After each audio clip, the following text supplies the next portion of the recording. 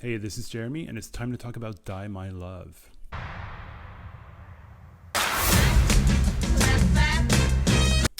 Okay, so I finally saw Lynn Ramsey's new movie, Die My Love, which she wrote and directed, that premiered at Cannes, I believe.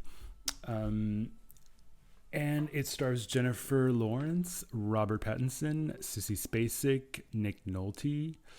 And it is the story of a woman dealing with postpartum depression, amongst other things. It's based on a book by Ariana Harwicks. And I've heard Jennifer in interviews say that the book is kind of all in the woman's head, the mother's head, and that it's kind of poetic in a way. So she didn't know how they were going to adapt that into a movie. And unfortunately for me, I don't think they quite got it. Not got it in the sense of like understood the story, but I just don't think that the adaptation works for me. There's really no story. Like it's just a sequence of breakdowns, events. Like she has the baby, and then all this stuff happens, but there's kind of no like linear narrative. It becomes very even repetitive at a certain point because she just keeps having these episodes where she hurts herself or she bashes her head in a mirror or a glass window, or she's crying in the car in the truck. It feels like we're spinning wheels in sand. And I'm sure that, I mean, obviously I'm not a woman and I don't have a baby, but I'm sure that postpartum depression might feel like that you're just kind of like you can't get out of something. But I think for the movie, like we could have like ramped it up a little bit to like build like some type of progression, because also the ending is big. It's like a big, I don't know if it's the same ending as the book, but it's a big choice, and it's a visually impressive, even though the CGI is not, but it's just like the choice of it. I feel in a way like we didn't, like it's not that earned in a sense.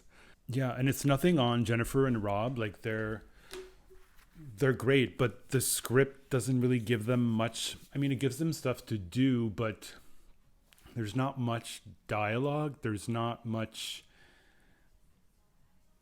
I don't know. They're just kind of existing in this world. And the movie's 2 hours, and I wasn't bored. Like the last half hour, I was like, okay, like this needs to kind of end because we've been going nowhere this whole time, so we need to kind of end it. But yeah, it's just like stuff happens towards the end where I'm like, oh fuck, like we're still doing that, like we were doing that in the first 20 minutes. And like I said, maybe that's the whole point, to just feel like we're spinning and we can't get out, and the same things are happening, and it's just nothing's moving, nothing's changing. But as a viewing experience, it's kind of frustrating, but maybe that's the point. One thing that I hated, there's a lot of scenes that happen at night, and they did that thing where they shot during the day and then they turn it into night, like day for night type of situation. So it's very blue, but it's so muted that it was kind of frustrating for the eyes. You just want to like turn the saturation, the contrast up. Again, maybe that's a choice to make people kind of like anxious, but like I wanted to like rip my skin off. It was so frustrating to look at, and just kind of ugly.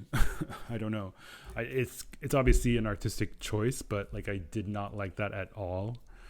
Oh, Lakeith Stanfield is in this movie, whom I absolutely love. Like he's one of my favorite actors, and I think he's really, really hot. But he doesn't have much to do. I don't even think he says anything in the whole movie. Like he doesn't speak. Sissy Spacek is always fun to see her. She doesn't have much to do either, apart for like two scenes. One thing that was amazing though was the music. All the musical choices were great. Whether it's the characters playing music in the house or on the radio in the truck or just kind of on the soundtrack, everything was great. Also, I have misophonia, so I can't stand little sounds or repetitive sounds, even if they're far away. Like, it drives me nuts. So in this movie, there's a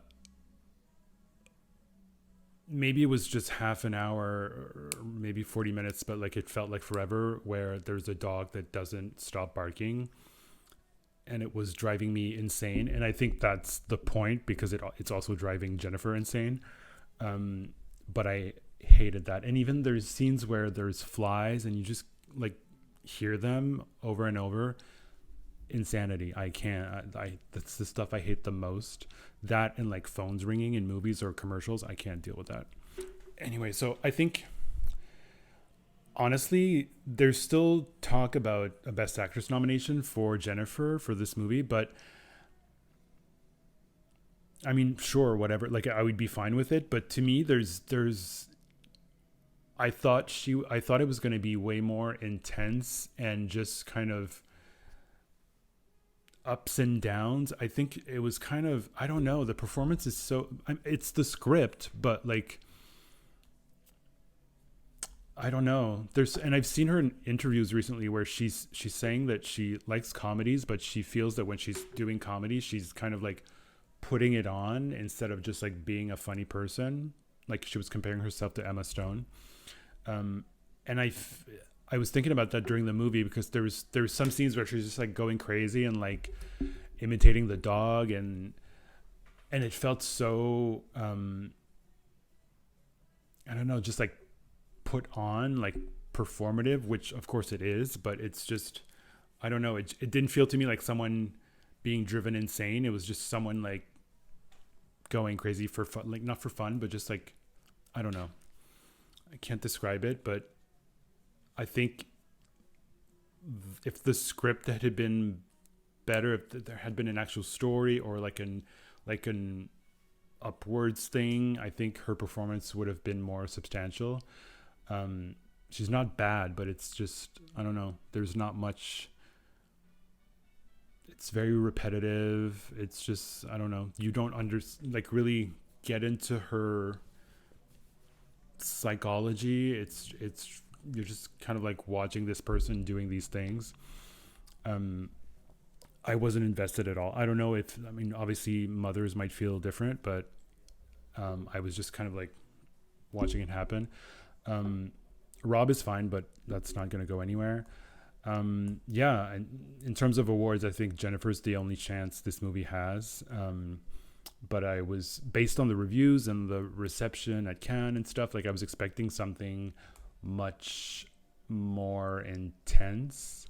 Because obviously Jennifer's been intense and crazy in movies before, like in Silver Linings and American Hustle. And I felt like those movies, it felt more real. Here it just felt strange. I don't know. Maybe it's the direction, like the script for sure, there's issues, but maybe the direction as well. I don't know. Usually, like I've loved some of Lynn's movies, but maybe I'll feel this way about this movie as well later. But for now, it was just frustrating, the story. You couldn't get a sense of where she was going, what her emotional state was in, what were the specific triggers, like. But maybe that's the thing. Maybe that's when Jennifer said the book was poetic. Maybe that's kind of what they wanted to do with the movie. But I don't like the end product. I don't think I would go as far as like not recommending it. I think you might like it and it's worth seeing for sure. But I think it could have been much more. Yeah, I just thought about Night Bitch from last year that was kind of dealing with similar themes executed very differently, but that was also disappointing in the execution.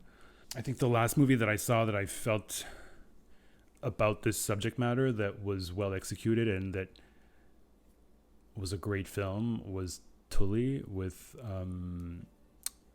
Charlize Theron and directed by Jason Reitman, I believe. Anyway, that's it for Die My Love.